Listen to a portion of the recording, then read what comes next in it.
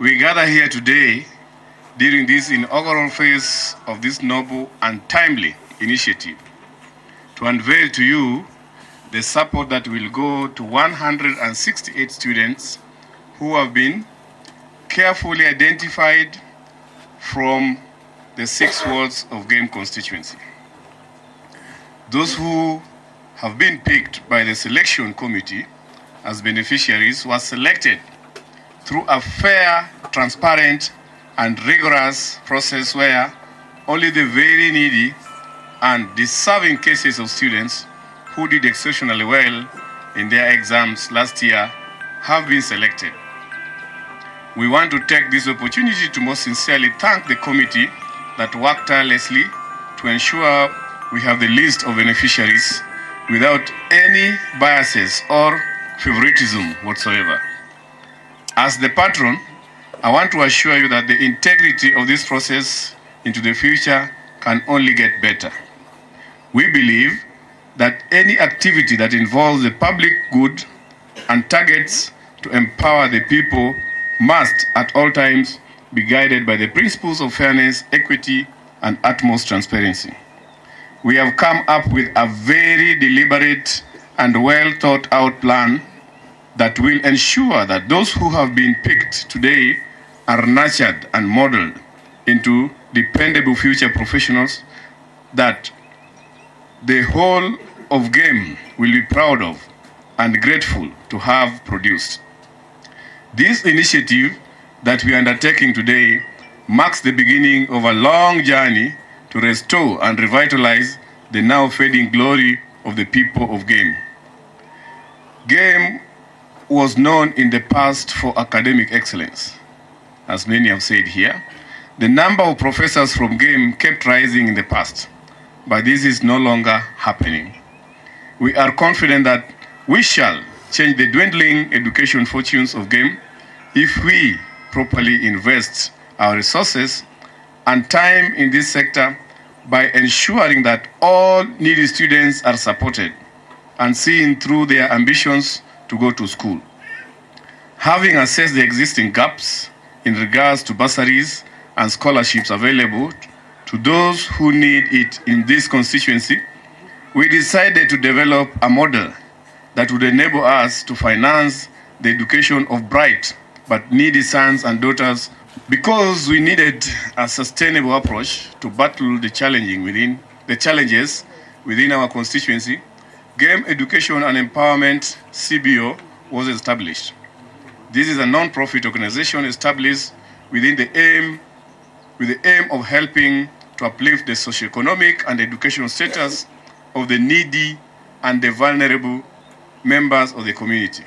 The vision, as already highlighted by the chairman, is to promote education in Game so that we develop an educated, caring community where everyone thrives.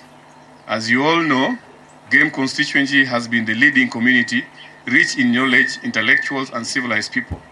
However, we have realized this dignity of Game as a community is fading.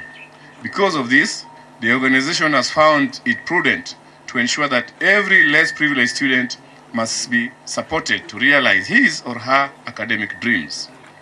We need to inspire hope and belonging for all by helping people in communities we serve, empowering them to help themselves.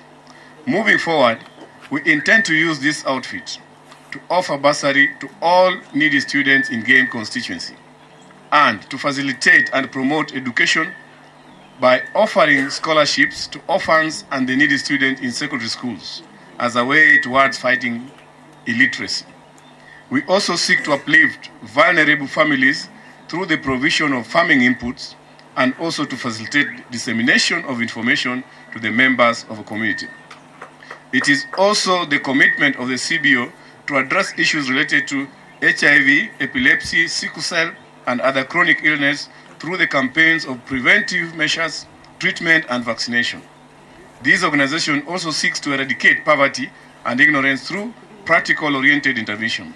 The CBO further seeks to provide skills that will empower women and the youth who are not gainfully employed. Ladies and gentlemen, I want to also reiterate that for us to succeed, we must think out of the box as we isolate and interrogate the underlying factors that affect students' enrollment in our learning institution and why they lack motivation. The biggest challenge facing most learners is failure to get funding from the relative establishment institution. It is painful to see a bright student failing to join Form 1 or college after working so hard in class. This impacts negatively on our society. We can't sit back and watch our society sink. These are some of the reasons that led to the birth of this initiative. Ours as an organization is to complement other established initiatives.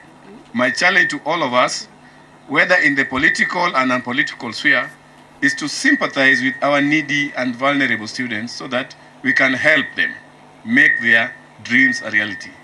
Frustrations, intimidation, and unfounded threats by those who feel uncomfortable are already being felt, but we shall surmount them for the sake of our needy society. Time and back, game was seen as the gym of education.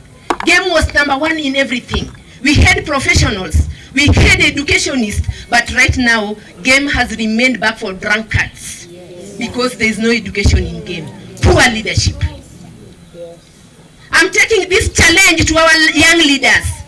Please, what Abala Wanga have done, take it into your hearts. He's not done it for prestige or to seek any leadership, but it's from his humble heart to see our children getting something in the future. Nashukuru sana this organization ya GEE organization kufikiria kufunza watoto wasio na uwezo. Game vile lisemwa na Madam Roslyn, game ilikuwa mahali ilijulikana sana na ilikuwa mahali ilikuwa juu sana kimasomo. Lakini from the time of Odera Kang'o ndio mtu peke yake angechukua watoto na kushika na kupeleka shuleni. And that is why game ilikuwa na doctors, ilikuwa na watu tofauti, lakini tangu wakati huo game ilikuja ikasimama. Nimerudi kuona only from Honorable Abala Wanga ndiye amekuja akaanzisha this team ya GEE ili isaidie wanafunzi. Asante kwa team, na ningesema inzi ambayo imepaa kwa nguo yako, si ndio rafiki? And as the European said, a friend in need is a friend. So we were the needy. Hakika kama mimi, mtoto wangu alifanya mtihani na naweza sema alifanya vizuri, aliitwa Nyawara, lakini sikuwa na uwezo na hata sikuwa na ndoto ya kumpeleka shuleni. Hakika mheshimiwa, maisha yangu iko chini sana kimapato. Nashukuru kuniinua ili mtoto aende shuleni. Jambo la pili, tunaongea mambo ya education. Wanafunzi ambao wamepata usaidizi kutoka kwa this organization, please, vile mesemwa na mwalimu na watu wote, msituaibishe na msiaibishe the organization. Please do what has taken you there, okay?